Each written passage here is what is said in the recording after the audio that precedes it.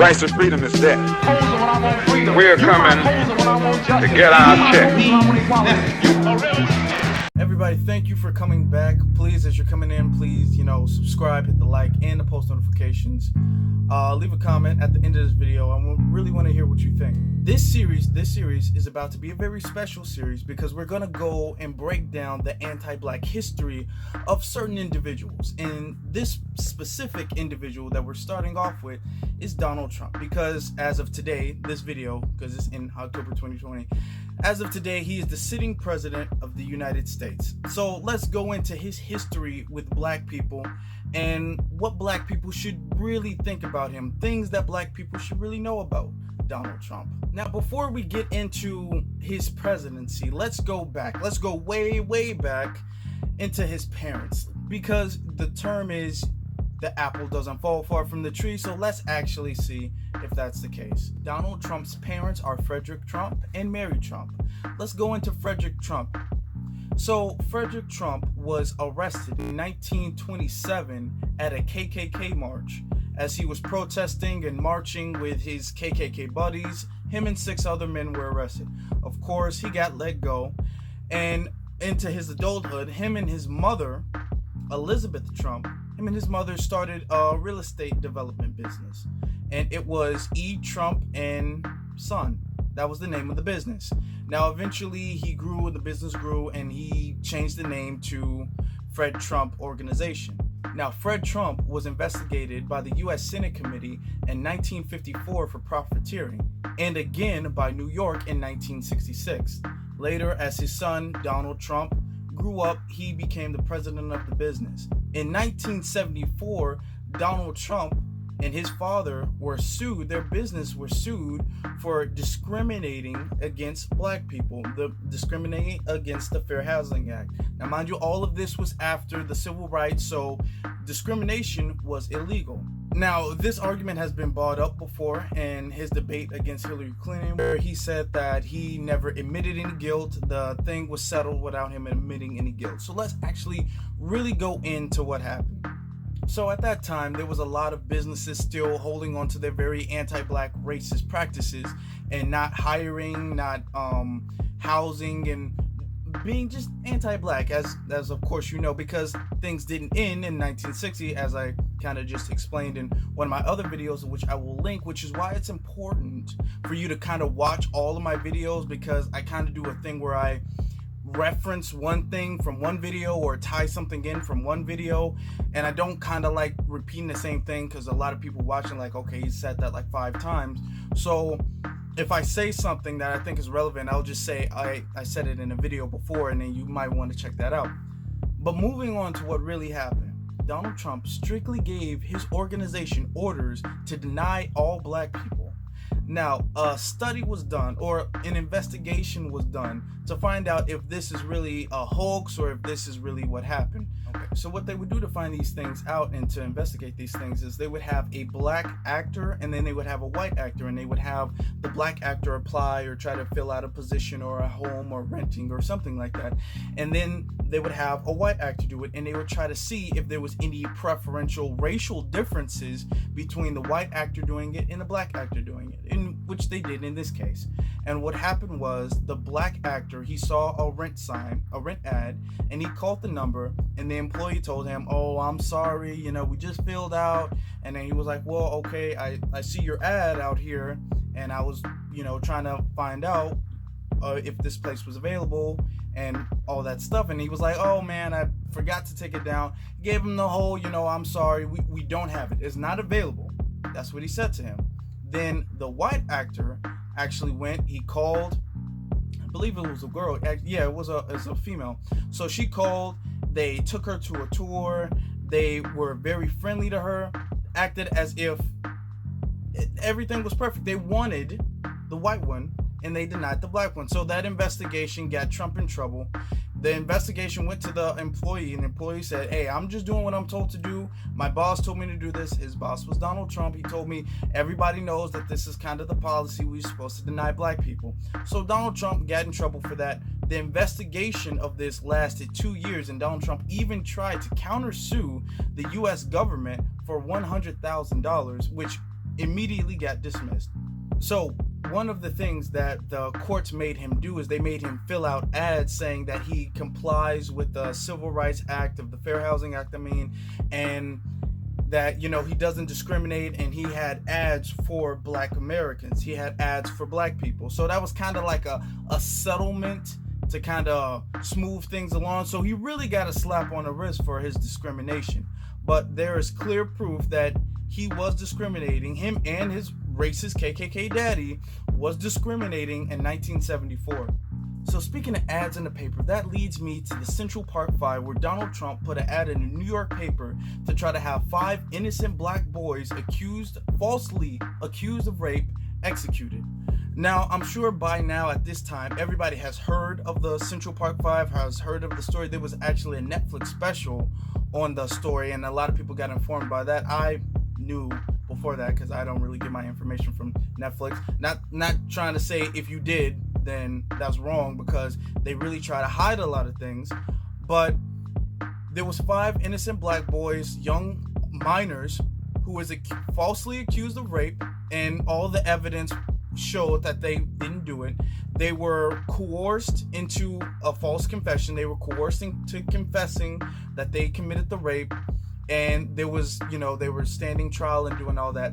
Now, Donald Trump took money he paid for an ad, a full page ad, so he can get the reverse, so he can reverse the death penalty in New York, so he can have all these 5 minor Black boys, I think it was 1 Hispanic boy, all of them executed. Here's an interview video of Donald Trump, and they were discussing the ad. Of course I hate these people, and let's all hate these people, because maybe hate is what we need if we're going to get something done. I mean, it's incredible when a reporter asks me whether or not I have compassion for the people that did this crime. I have absolutely no compassion. Obviously. How about if it were asked this way? We don't know who did that crime, and the court's going to decide who did that crime. Were you prejudging those arrested? No, I'm not prejudging at all. I'm not in this particular case. I'm saying if they're found guilty, if the woman died, which she hopefully will not be dying, but if the woman died, I think they should be executed. I think you should have the death penalty. I think most people agree with me on that. Was the ad careful to say if? Because there could have been a bystander, well, could have been someone wrongfully you can write arrested. anything. I mean, here's a fairly long ad. It was fairly detailed and all, and you can take any interpretation. Donald Trump's ad is one of the things that contributed to those boys going to jail. Now, I'm not trying to say that those boys wouldn't have gone to jail, because of course they were coerced, they were discriminated from the actual moment they met the police all the way up until they were in the courthouse. And I'm not trying to say that they would have had any sort of justice had Donald Trump not put that ad there. But mind you, Donald Trump at this time is a businessman, and he is not a politician. He makes no laws or anything. So he went above and beyond to put this ad there for these boys specifically.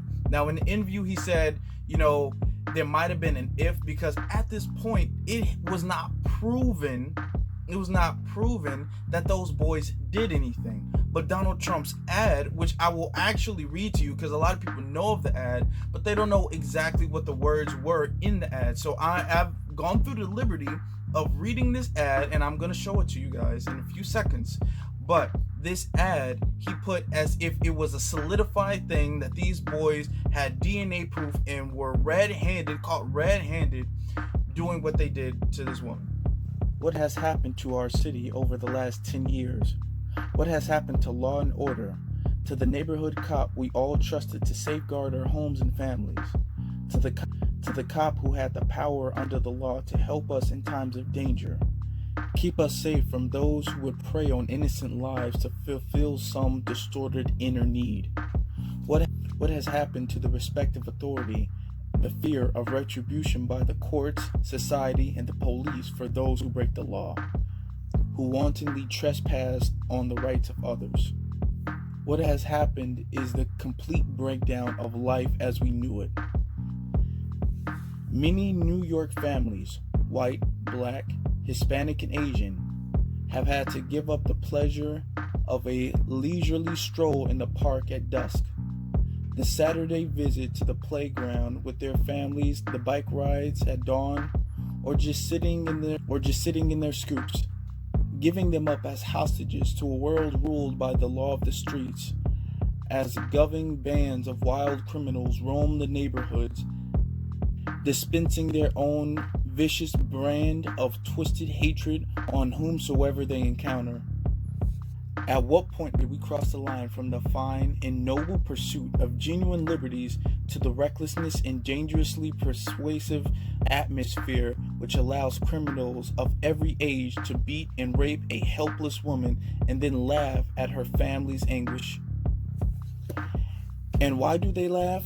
They laugh because they know soon, very soon, they will return to the streets and rape and maim and kill once again.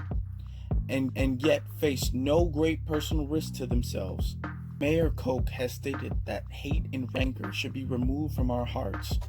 I do not think so. I want to hate these muggers and murderers. They should be forced to suffer, and when they kill, they should be executed for their crimes. They must serve as examples so that others will think long and hard before committing a crime or an act of violence. Yes, Mayor Koch, I want to hate these murderers. I always will. I am not looking to psychoanalyze or understand them. I am looking to punish them. If the punishment is strong, the attacks of innocent people will stop. I recently watched a newscast trying to explain the, quote, anger of these young men, end quote.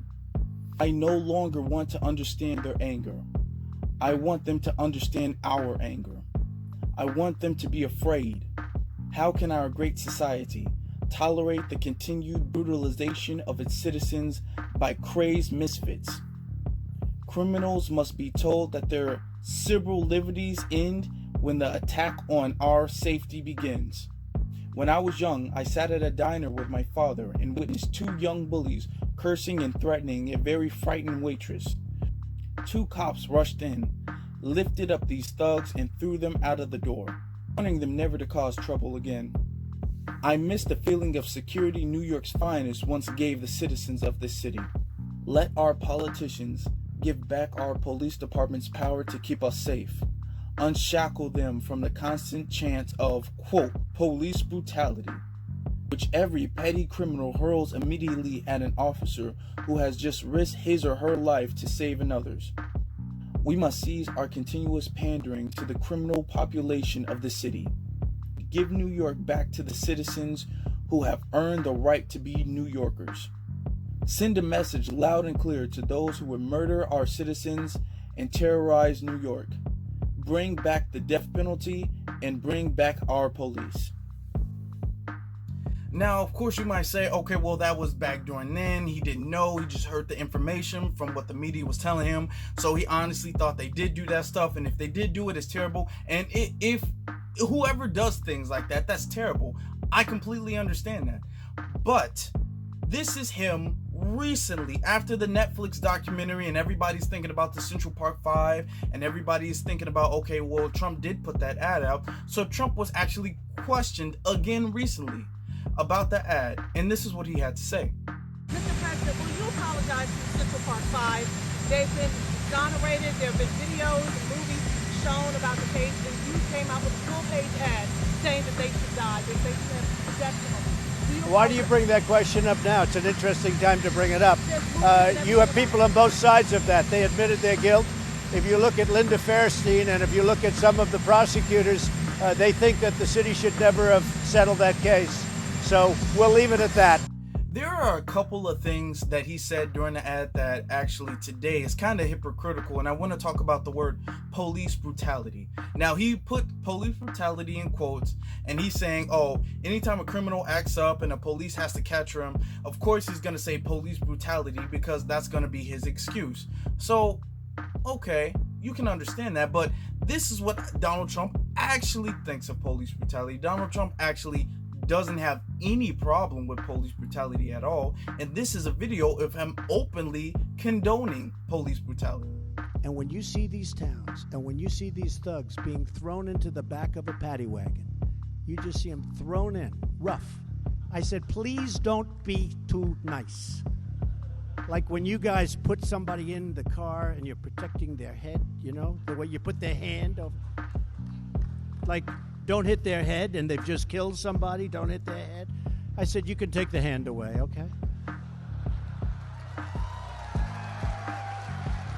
Now, mind you, this is a sitting president telling police officers that they have the permission to rough up some criminals that they apprehend, okay? Now, just because they're arrested doesn't necessarily mean they're criminals. Of course, he's going to use murder, but police are not judge, jury, and executioner. Police's job is to arrest you and bring you back, and then you're going to have a trial, and then you get sentenced by that. Police are not supposed to rough you up, especially he mentioned that this person is compliant, not resisting arrest, because they used to bring that up all the time. Oh, well, he resisted arrest. He's saying, as you're going in the car, let them hit their head, kind of rough them up. That's their little dog whistle of saying, you know, kind of rough them up a little bit, kind of beat them up a little bit. That's what he's saying. And if you do it, it's okay. Let them hurt themselves. Okay, and some Trump supporters like really go all the way for him. So some Trump supporters will make excuses for literally everything he says. So they'll say, oh, well, you know, they're criminals. You know what I'm saying? They did something wrong. They're against society and all that stuff. Now, the cops are not supposed to do that. Cops are not supposed to do that. But, you know, they'll say, okay, they're criminals. They kind of had it coming or whatever. This is Donald Trump also condoning violence again. And these are not criminals. These are not murderers or rapists or anything. Here's another clip of that. So I got a little notice, in case you see, the security guys, we have wonderful security guys. They said, Mr. Trump, there may be somebody with tomatoes in the audience. So if you see somebody getting ready to throw a tomato, knock the crap out of them, would you? Seriously. Okay? Just knock the hell. I promise you, I will pay for the legal fees. I promise. I promise. Now, with all the murder and the violence and the racism, you can see why Trump's base supports him so strongly, so religiously almost. He's almost like a messiah to them. And in some ways he is. Some people call him the Antichrist. I'm not saying he is. I'm not saying he's not. But I am going to say his supporters go to back with him. Now, let's take a look at his supporters and see what type of character they have. America was built by and for the white Christian people of this nation. It's not that Trump is telling these groups what to think. They have, had their own white supremacist ideology for many decades now. What Trump is doing is legitimizing. I came here to speak on behalf of Donald Trump. I've never met the man, but I can tell that he has nothing but the best interest of this country in heart. Some of the things that he's saying are issues that we've been tackling for years now. When we talk about globalism, we talk about America first, these sort of things, bringing back American jobs. These are things that he's hitting on. So it's put a lot of our nationalism sort of becoming mainstream. All we want is to change America back to what it was. We do want to see whites, rise and have our own state here in this country. I do think that Trump will probably help the movement grow as a whole. We may not see that reflected at rallies, but I think we will see it reflected on the number of people who are engaging with the ideas of the white supremacists. So I want you to pay very close attention to the look of that guy. Here's a photo of him right here. Take very close attention to the sleeve tattoos. That's something I say on my Twitter quite often. Watch the tattoos that they have, because a lot of these militias and a lot of these racist white supremacist gangs, they like to cover their body with little white supremacist tattoos. Pay attention to the things that's in the flag, because a lot of people are uneducated about like little signs and stuff like that they have. Of course, everybody knows about the Confederate flag and everybody knows about the swastika, the Nazi symbol. But besides that, we really don't know, unless you have KKK or white supremacy or white power or something like that. But here's the actual list. There's a list right here of some of the symbols and things that they use, and they tattoo it on their body. So I want you guys to pay attention, because there has been police officers who've been caught with 3%er, which is a militia gang, 3%er tattoos, Nazi tattoos. There's police officers who've been caught with these tattoos on their arms and on their hands. Now, mind you, these are the ones who are just dumb enough to wear them on visible tattoos on their bodies. Okay, now there's people with chest tattoos, back tattoos. You wouldn't be able to tell. You wouldn't be able to tell those officers. And I'm not trying to say this to scare you, but I'm just trying to tell you this so you can kind of have a vigilant look, a vigilant eye when you're going out in public. So when you see a fat white dude with those sunglasses, because they tend to all wear the same type of sunglasses, a full beard, because that's something they like to do now. They like to look like Vikings or barbarians, and with the sleeve tattoos, and just pay close attention. They like to have the little wood camouflage thing. Pay attention to all those things. Now, I'm not saying that all people wearing sunglasses are racist, because I know some people wear sunglasses I'm not saying that, but pay attention when you see all those signs. I want you to pay attention to all of that stuff. A lot of people will say, okay, just because they support Trump doesn't mean Trump supports them. Okay, that's fair. But let's look in 2016, where there was almost a mini civil war in Charlottesville. Now, this happened recently, but just as a brief breakdown of what happened in Charlottesville, there was a statue of Robert E. Lee, who was a Confederate general who betrayed America, and he and the Confederacy, he led the Confederate Army to defeat the Union so he can take over their states and create their own country. Okay, so he's technically a traitor to America. He fought a war against America, but he has a statue, and he has I think a town or something like that named after him that was about to be taken down. Now his loyal racist crew signed a protest, and they formed a protest. So they were protesting, don't take our statue down, blah blah blah. And then there was counter protest, and it became very violent. There was a man drove his car into the crowd, killed a woman, and it was crazy. Now, at that time, Donald Trump had absolutely nothing to say, and everybody was like, hey, you're the president. There was like almost a civil war. You have to say something. And they pressed him and pressed him and pressed him on it. And this is what he had to say. On the same moral plane. I'm not putting anybody on a moral plane. What I'm saying is this. You had a group on one side and you had a group on the other, and they came at each other with clubs, and it was vicious, and it was horrible, and it was a horrible thing to watch. But there is another side. There was a group on this side, you can call them the left, or you've just called them the left, that came violently attacking the other group. So you can say what you want, but that's the way it is. It's on both sides, sir. You said there was hatred, there was violence on both sides. Well, I do think there's blame. Yes, I think there's blame on both sides. You look at both sides. I think there's blame on both sides, and I have no doubt about it, and you don't have any doubt about it either. And if you reported it accurately, you would say. Kill the person. Heather Heyer Charlottesville. They showed up in Charlottesville to protest. Excuse me. They didn't put themselves down as you, and you had some very bad people in that group. But you also had people that were very fine people on both sides. You had people in that group. Excuse me. I saw the same pictures as you did.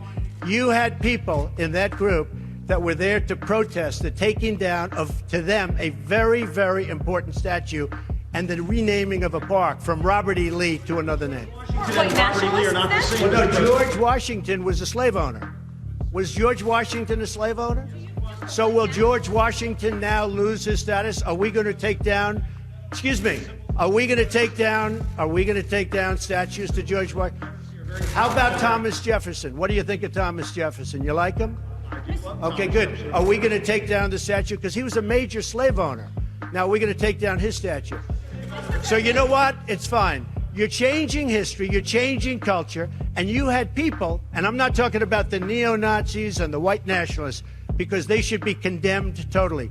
But you had many people in that group other than neo-Nazis and white nationalists, okay?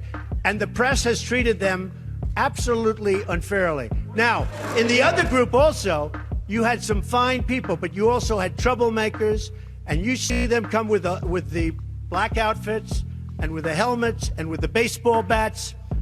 You had a lot of bad people in the other group too. Who has treated unfairly, sir? I'm sorry, I just didn't understand what you were saying. You were saying the press has treated white nationalists unfairly? No, I just didn't understand what you were saying. No. There were people in that rally, and I looked the night before. If you look, there were people protesting very quietly the taking down of the statue of Robert E. Lee. I'm sure in that group there were some bad ones. The following day, it looked like they had some rough, bad people, neo-Nazis, white nationalists, whatever you want to call them. But you had a lot of people in that group that were there to innocently protest and very legally protest because, you know, I don't know if you know, they had a permit. The other group didn't have a permit. So I only tell you this, there are two sides to a story. I thought what took place was a horrible moment for our country, a horrible moment. But there are two sides to the country. Does anybody have a final? Now, I want you to pay attention how he addresses both sides, because he says it's wrong on both sides. He's saying it as if he's neutral, which, I mean, if there's a side that has Confederate flags and swastikas and neo-Nazis, you know, I don't see how you can be neutral on that side, but he's acting as if he's neutral. Oh, you know, both sides are kind of wrong, but notice the blame he puts. He puts more energy when he's addressing the left. Not only that, he puts his own 2 cents into the statues. He puts his own 2 cents into taking down the statues. He mentions pretty much just because you own slaves, why does that mean you shouldn't have a statue? So some people might say, okay, well, just because he loves American culture or whatever doesn't mean he hates black people or whatnot. He lowered the black unemployment rate lower than anybody has ever done. Now, Donald Trump takes a lot of credit for this, and this is one thing Trump supporters do all the time. They give him credit for things he didn't do. Let's take a look and see if Donald J. Trump is the reason that black unemployment got lower. Okay, and here you see this is the data that it was steadily going down before Donald Trump even got in office. So, no, he's not the reason. He just showed up when the results were coming in, and he's like, hey, okay, this is me. This is clearly me. This is clearly me. Now, mind you, when these people who defend Donald Trump and say, oh, well, Donald Trump, he's helped us out and stuff like that, they can't actually tell you specifically what Donald Trump has done. They make it seem like his presence just lowered unemployment rate in the black community. His presence, because they can't mention any policies or any bills or laws or anything like that he's passed that's lowered unemployment rate in the black community or has benefited black people whatsoever at all. But they give this dude credit for things he's never done. Now, people like to bring up the First Step Act, which is an act pretty much to where if you're a prisoner, if you're a prisoner who's been locked up for a long time and you haven't committed a violent crime, most black people who are locked up due to drug crimes, non-violent offenses. So if you've been locked up due to a non-violent offense, then you know you can get pardoned, you can get let go, and your record can get expunged, and that's, you know, that's wonderful.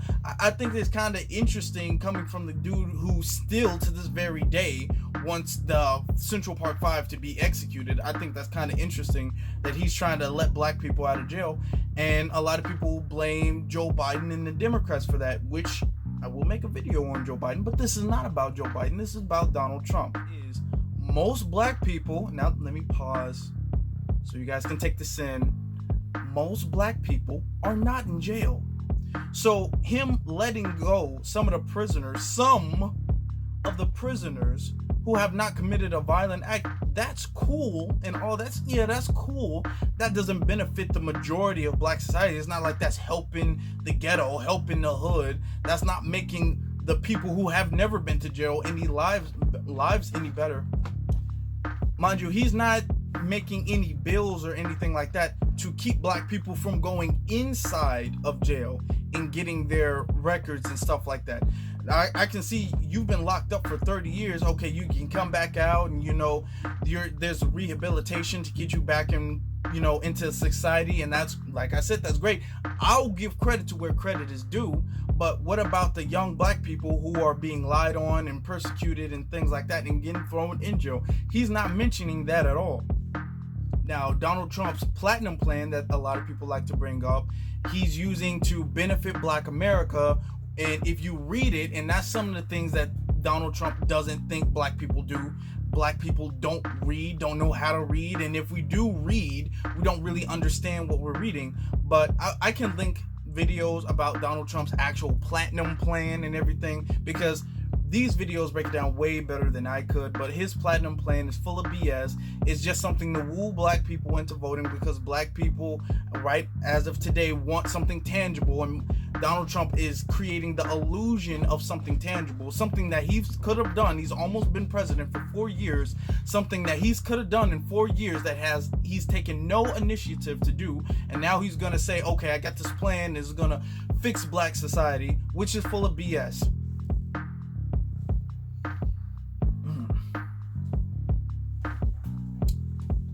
So a couple of things that I want to mention before I go off is his debate where he was debating Joe Biden, and Joe Biden asked him some things, and I want to bring up some things about that debate.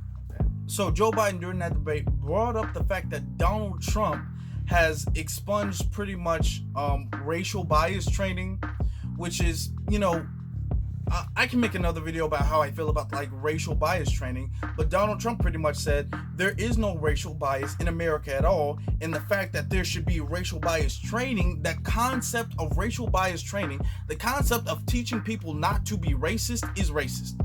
The concept of teaching people not to be racist is racist and is un-American. He said it's un-American to teach people not to be racist.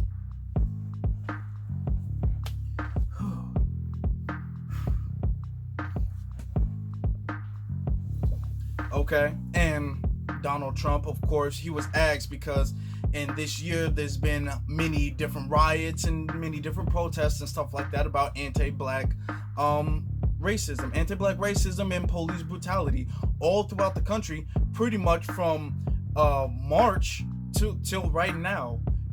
Pretty much all year long we've had, you know, racial, you know, protests and stuff like that. So you have that, and then of course you have your white nationalist, neo-Nazi, KKK. Well, not even really the KKK. They go by the Proud Boys, and they go by like the Boogaloo Boys and the 3%ers and things like that.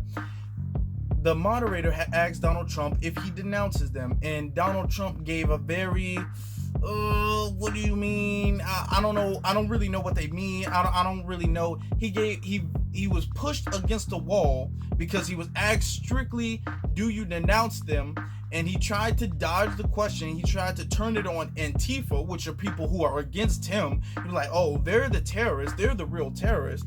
And when the moderator made him focus, when the moderator pinned him on white militia groups and white supremacists, he said to stand back and stand by. Tonight, to condemn white supremacists and militia groups, and to say that they need to stand down and not add to the violence in a number of these cities, as we saw in Kenosha and as we've seen in Portland. Sure, are you I'm prepared willing to do specifically that, but do it? Well, go ahead, sir. I would say almost everything I see is from the left wing, not from the right wing. So what are you saying? I'm willing to do anything. I want to see peace. Then do it, sir. Say it. Do it. Say it. You want to call them? What do you want to call them? Give me a name. Give me a white name. Supremacists and who would white you like me to condemn? White supremacists and right Proud militia. Boys, stand back and stand by. But I'll tell you what. Somebody's got to do something about Antifa and the left, because this is not a right-wing problem. This is a left-wing. Now, stand back and stand by doesn't sound like you're denouncing somebody to me.